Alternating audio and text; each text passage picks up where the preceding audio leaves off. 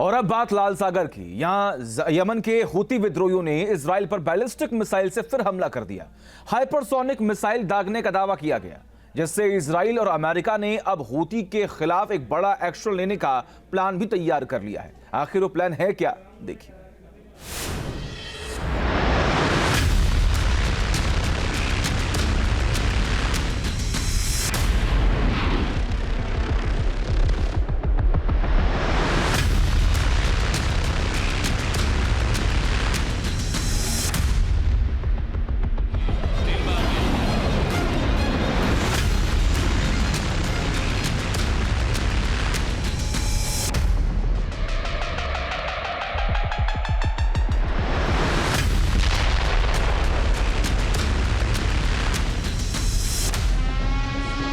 लाल सागर में तेज हुआ बारूदी संग्राम। अब यमन में इजराइल मचाएगा कोहराम।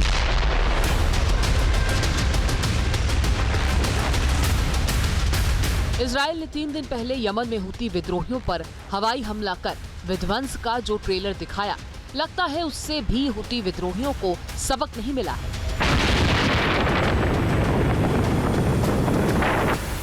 इसीलिए एक बार फिर हूती विद्रोहियों ने इजराइल पर बैलिस्टिक मिसाइल से हमला किया। नेतन्याहू का पारा हाई कर दिया।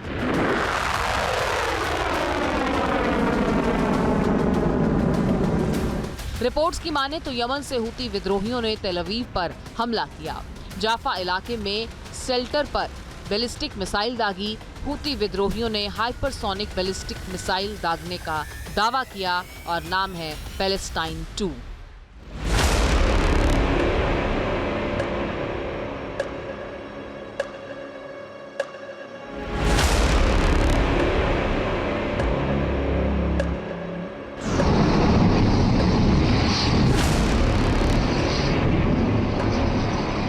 हूती विद्रोहियों का 16 दिसंबर के बाद ये 5वां बैलिस्टिक मिसाइल हमला है और दूसरी बार लॉन्ग रेंज हाइपरसोनिक मिसाइल को दागा गया है।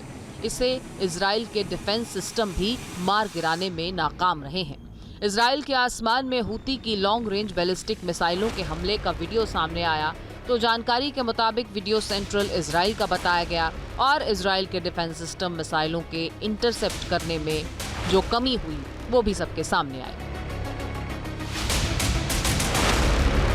हूती के मिसाइल हमलों के जवाब में अब इजराइल ने यमन को दहलाने का प्लान बना लिया है। नेतन्याहू के बाद अब इजराइल के रक्षा मंत्री केट्स ने भी हूती को अंजाम भुगतने की धमकी दी। इजरायली रक्षा मंत्री ने कहा, अगर हूती विद्रोही इजराइल पर हमला करना जारी रखते हैं तो वो एक बड़ी गलती कर रहे हैं, क्योंकि जब लेबनान में युद्ध विराम हो गया है और गाजा में लड़ाई कम तीव्र है तो हमारा पूरा ध्यान हूती मोर्चे पर है। हम सुनिश्चित करेंगे कि हूती सेना को इसका खामियाजा भुगतना पड़े और ये धमकी खोखली नहीं है।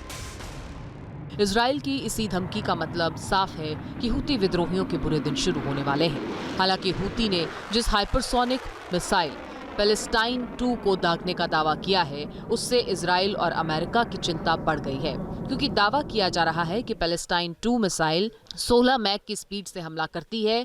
ये 2150 किलोमीटर दूर तक मार करने में सक्षम है।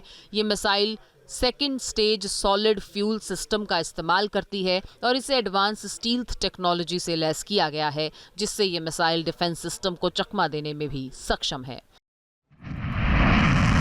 बताया जा रहा है कि ईरान ने हूती विद्रोहियों के इस मिसाइल को बनाने के लिए नई तकनीक मुहैया कराई है, जिससे इजराइल के तीनों डिफेंस सिस्टम यानी आयरन डोम, डेविड स्लिंग और एरो सिस्टम इसे मार गिरा नहीं पा रहे। इजराइल के अंदर घुसकर भी ये मिसाइल तबाही मचा रही है। हूती के पास कुछ टेक्निक तो है और हूती ने हाइपरसोनिक मिसाइल चाहे बेशक रशिया से मिली हो 2000 किलोमीटर दूर इजराइल के ऊपर दागी है। इजराइल ने और अमेरिका ने इन्होंने भी हूती के ठिकानों पर हमला किया है, उनके 3 पोर्ट पर हमला किया है, उनके 2 पावर प्लांट खत्म कर दिए हैं, उनके लॉन्चिंग साइट्स के ऊपर हमला किया है। लेकिन मुझे लगता है कि हूती को हिजबुल्लाह या हमास की तरह से खत्म करना बहुत जल्दी आसान नहीं होगा।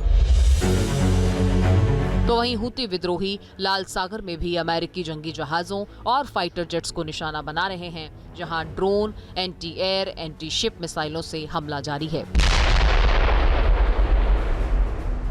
हूती के हमलों को अमेरिका की नौसेना नाकाम करने में जुटी है। अब माना यह जा रहा है कि जिस तरह हूती लगातार हाइपरसोनिक मिसाइल से हमला कर रहा है, उसके खिलाफ अब इजराइल और अमेरिका दोनों मिलकर बड़ा एक्शन ले सकते हैं और यमन बारूदी आग में झुलस सकता है।